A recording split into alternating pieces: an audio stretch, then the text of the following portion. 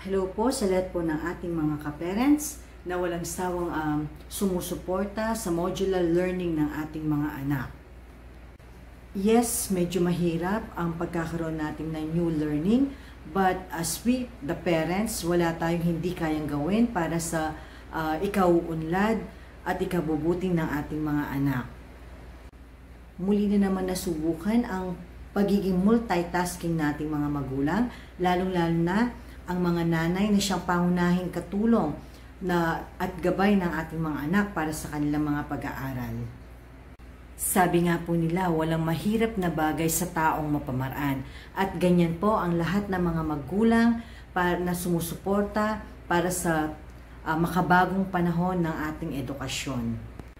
Isang pagsaludo po muli sa lahat ng ating mga ka-parents na naging daan upang maging katuwang ng ating mga kaguruan at may bigay ang nararapat at kalidad na edukasyon para sa panuroang 2020 at 2021.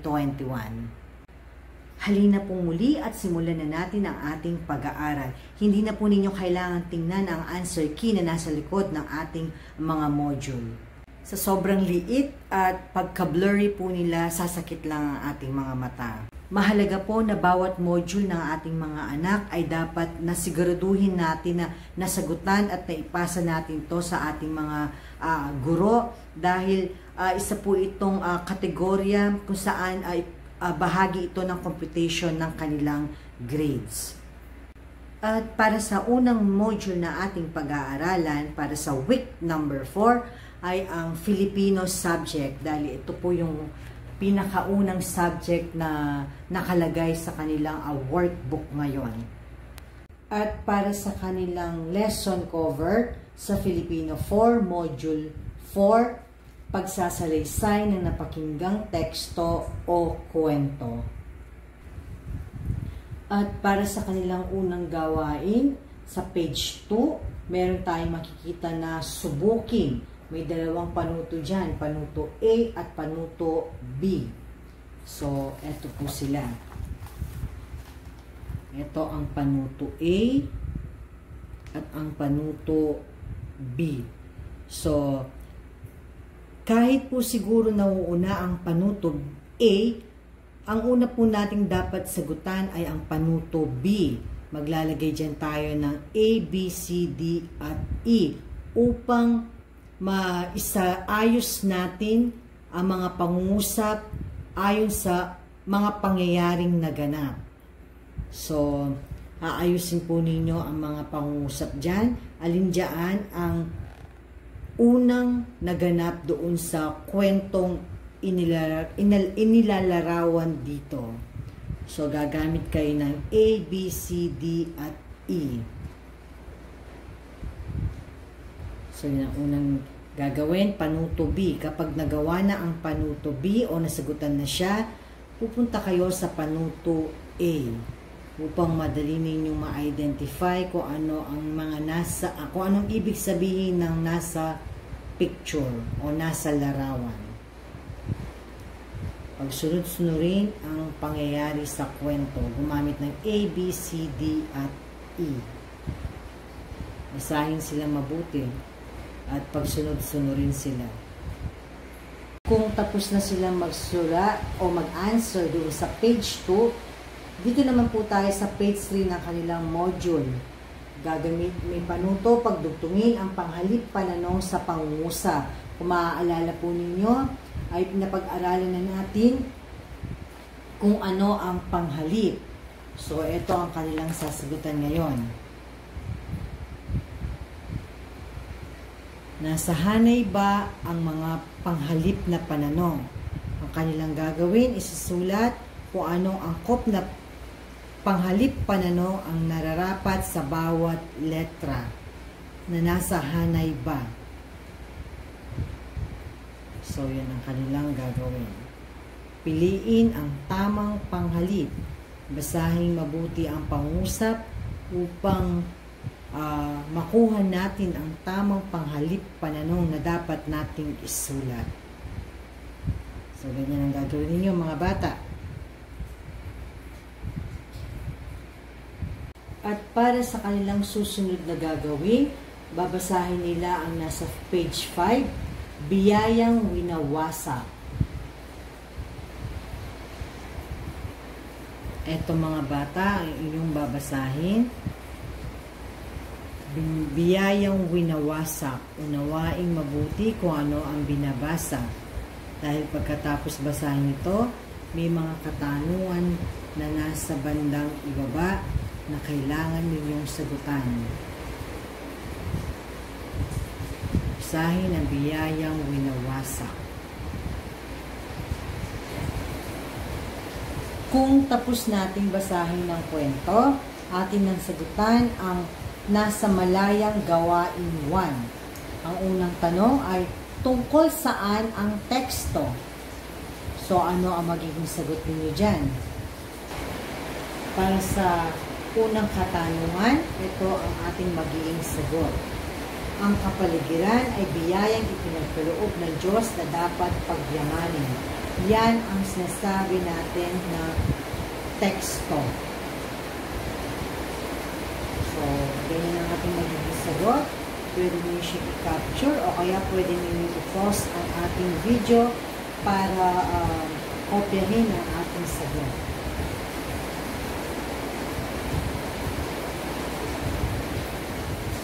Wala yan sa answer key ng ating module. Sa pangalawang tanong, ano ang iba't ibang uri ng polusyon ang nabanggit sa teksto? 3 polusyon ang ating makikita sa teksto o sa kwentong ating binasa. Polusyon sa tubig, hangin, at lupa. So, ganyan ang sagot sa number 2. At para sa number 3, ayon sa teksto, sino ang may kagagawan ng unti-unting pagkasira ng ating kalikasan? Tama ba ito? So, ito ang sagot. Ang tao ang may kagagawan.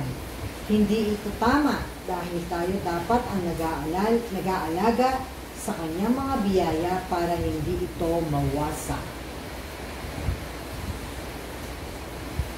So, yan ang sagot sa number 3. At para sa number 4, bilang isang mag-aaral, ano ang may tutulong mo sa pangangalaga ng ating kapaligiran o kalikasan? Yan, manggagaling ang sagot sa inyo. So, mag-isip ka kung anong may tutulong mo, kung paano mapangalagaan ang ating kapaligiran o kalikasan bilang isang mag-aaral. So, kaya-kaya ninyong sagutan yan, mga bata. Number 4. At para sa susunod na bilang, sa bilang 5 hanggang 10, ito ang mga larawan na dapat nating tingnan. Tingnan mabuti kung ano ang mga larawan. So, ang unang larawan, ang pagkakaintindi ko dito ay polusyon ito sa tubig. At ito naman, polusyon sa lupa, kung saan nagkalat ang mga basura. At ito naman, polusyon na galing sa mga pabrika. Polusyon ito tungkol sa hangin. Polusyon, so ulitin ko lang, polusyon sa tubig, polusyon sa lupa, at polusyon sa hangin. Ipaliwanag ang mga polusyon dito ayon doon sa binasa nating teksto o kwento. Pwede niyo siyang balikan, i-backread ninyo para makakuha kayo ng sagot.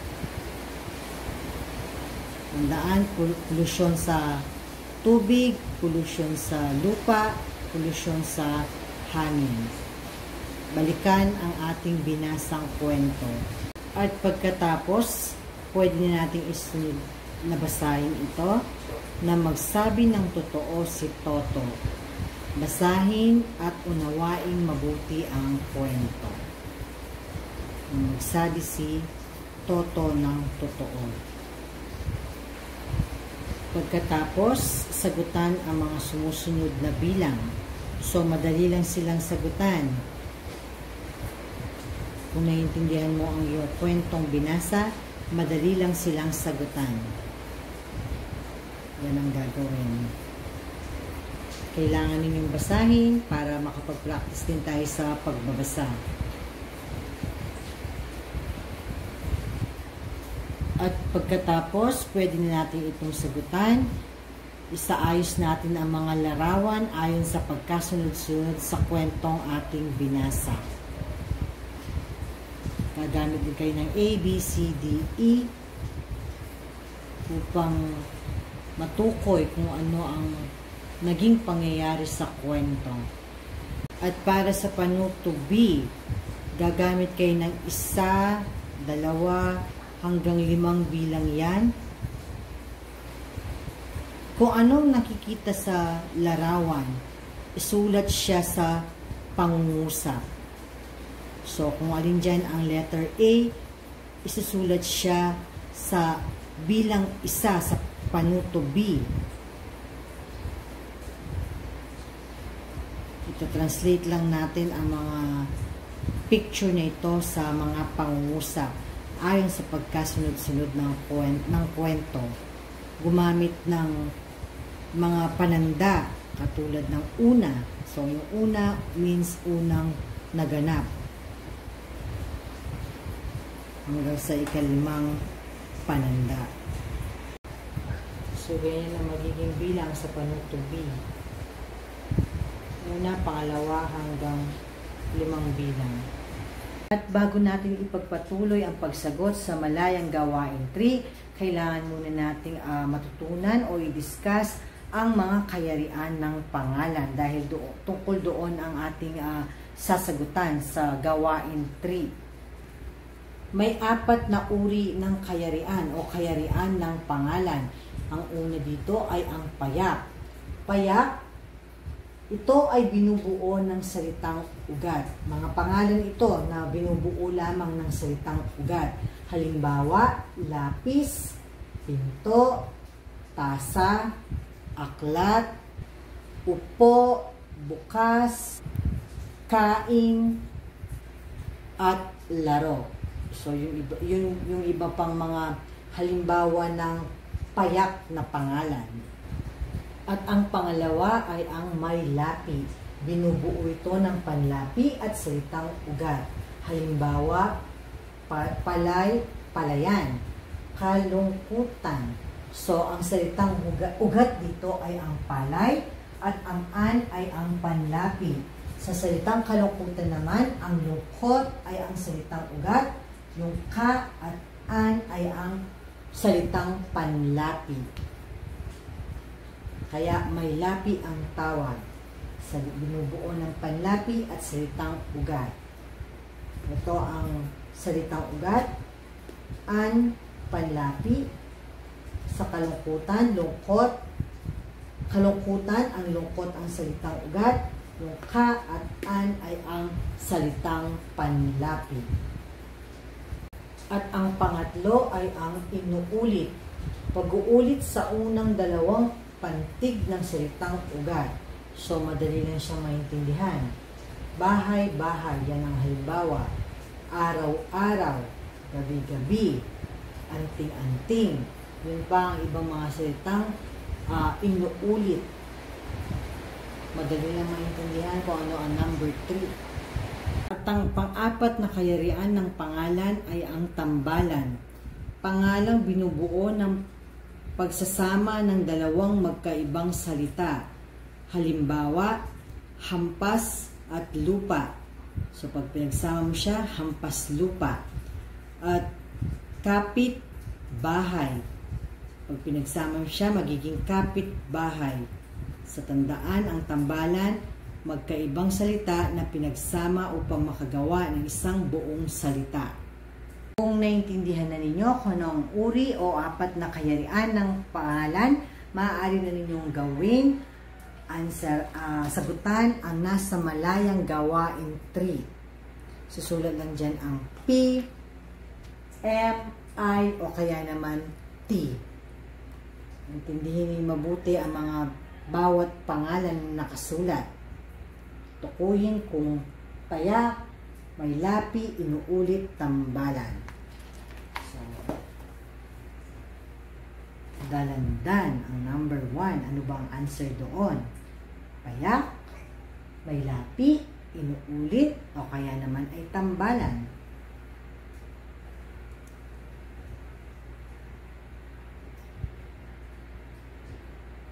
At para sa malayang tayahin 3, yung sinasabi dyan sa panuto, kumuha ng 10 pangalan at gamitin ito sa pangungusap. So, ano yung sinasabi niyang pangalan dyan? Pangalan, hindi ang mga tauhan. Mga bata, ito yung sinasabi nila na mga pangalan. Kinuha ko ang mga ito doon sa kwento nang magsabi ng totoo si Toto. So, ito yung mga halimbawa ng pangalan. 10 ang pinapahanap o pinapalagay. Kayo nang bahalang maghanap doon sa 7 pang nawawala. Pagkatapos, gagamitin ang bawat pangalan sa pangungusap. Halimbawa, na alarma. Kami ay naalarma noong nakaraang gabi. Diba? O gagamitin siyang pangungusap. 10 ang titingnan ninyo o pangalan na inyong ihahanapin at gagawa ito ng pangungusap. Isunod na itong isagawa, madali lang siyang intindihin, basta basahin lang ang panuto. Hindi na kailangan siyang i-explain dahil madali lang siyang maintindihan. At para sa huling activity na gagawin, pwede nang sagutan ang nasa tayahin. Basahin lang ang kwentong Ang Pamilya Kalma. So, basahin ito ng mabuti at unawain. At pagkatapos ay sagutan ang mga sumusunod na mga tanong. So, kung binasang mabuti at naunawaan mabuti ang kwento, madali na itong sagutan. At itong pinakahuli. So, parang kagaya lang siya nung activity na ginawa natin.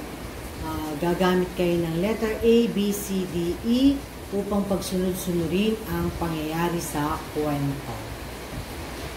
So, yan ang pinakahuli ninyong gagawin. So, yun na po ang kabuuan ng nilalaman ng ating Module 4 para sa ating Filipino subject. Konti lang naman po ang lesson cover natin para sa Filipino subject nila. Alam ko po na kayang-kayang gawin ito ng ating mga anak sa tulong at sa paggabay po natin sa kanila. So sa lahat po ng ating mga ka-parents, happy learning po sa ating lahat. Muli, makatulong po sana ang video na ito para sa pag-aaral ng ating mga anak. So kung nagustuhan po ninyo ang ating video, don't forget to like, comment, and subscribe sa ating pong channel. Maraming salamat po sa inyong lahat.